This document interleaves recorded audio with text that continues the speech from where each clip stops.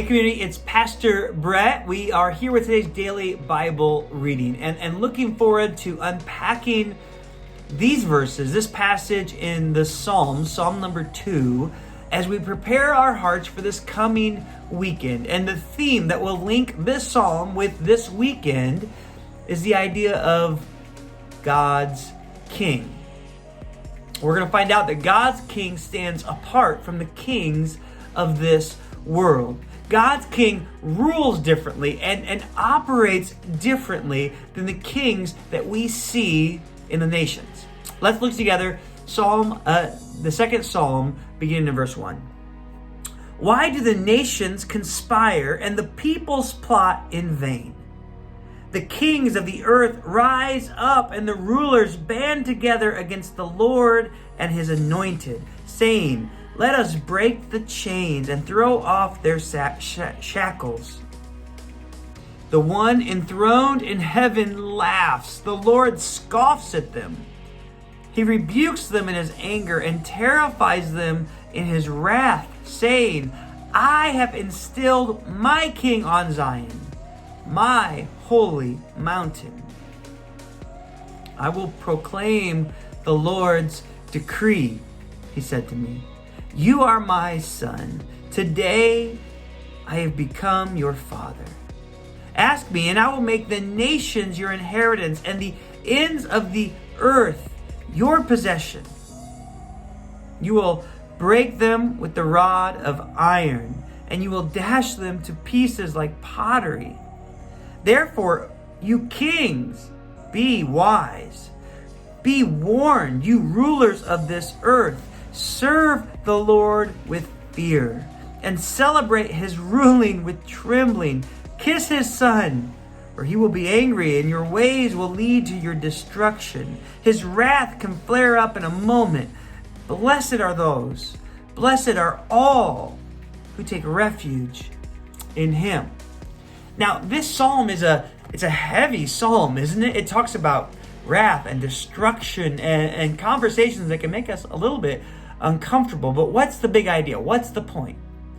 We need to look at this psalm through two different lenses. The first lens is the historic lens, and it's looking to how God set David as his king, and David as the king that God chose in Israel would be different than and set apart from all the kings of the nations of the world, all the kings of the Gentiles, right? The non-Jewish nations.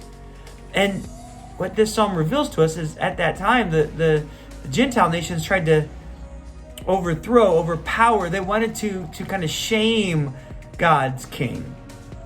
And God in this psalm is defending his people and their king. He's defending David and saying that he will fight on David's behalf, that David would not be overwhelmed. He's warning those nations it will be better off for them if they respect David and they honor and serve God.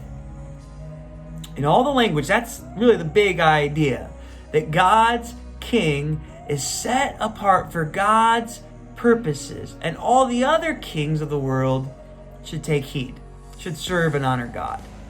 We look back and we see that, and as we look forward, the other lens through which we see this psalm is this has historically and classically been understood as a psalm that points us towards Jesus.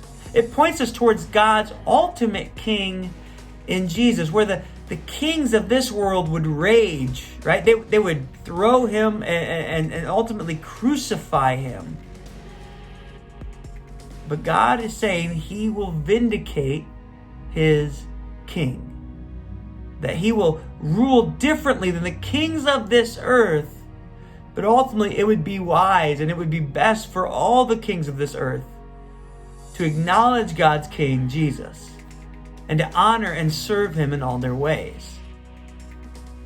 Now, that is a rich text that looks back at David and it looks forward to the Messiah, to the king that we have in Jesus. But what does it mean for us? How do we live differently because of what we read today?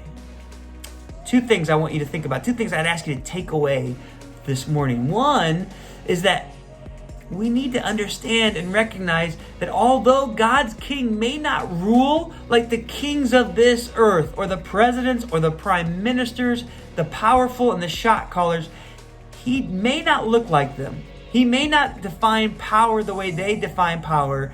God has his back. It's easy to get caught up in power as we think about politics. We think about, especially this election season, who's going to win? Is our guy? Is their guy? Whatever side of the aisle you're on. And as you listen to the culture these days, we know that, come the day after the election, the world's going to end one way or another, right? If it's the conservative voices, they think if Biden gets elected, America will be destroyed. And those who support Biden think that if Trump gets elected again, that America will be destroyed. But ultimately, God is saying his king will not rule like the Bidens or the Trumps, will not rule like the leaders of the nations of this world. And that we, as God's people, better get in line with what his king is doing. Because God has his back. Are we following King Jesus today? Are we trusting in him as our king? Are we seeking our definition of power and greatness and our purpose in this world, not through these political lenses, but through Jesus? That's a game changer. And especially now, in this next month and 6 weeks leading up to the election, that is where we need to bank our hope.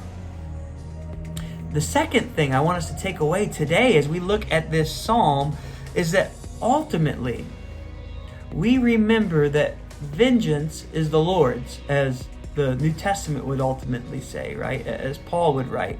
That here, as it talks about God's wrath, God's judgment, ultimately God's destruction of other kings and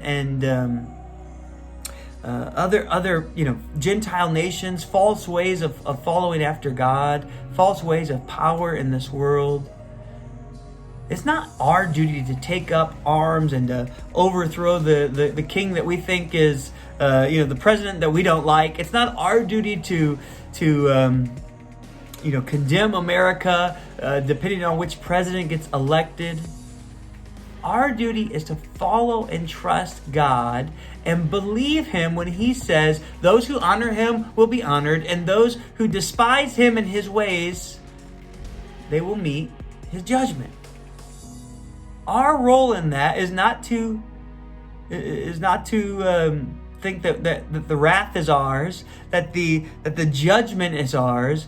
Our role in that is to trust God. God's vengeance may come tomorrow. It may come in a century. It may come in the life to come. But ultimately, it is his. And no matter what we see going on today that we may love or may not love so much going on in our country, we trust in God. All right, community, as you go about this day, God bless you.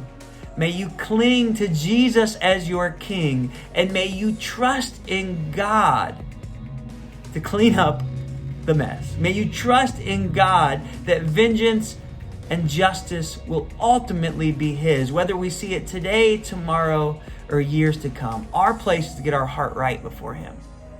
All right, guys, have a great day, and I cannot wait to connect this weekend. God bless.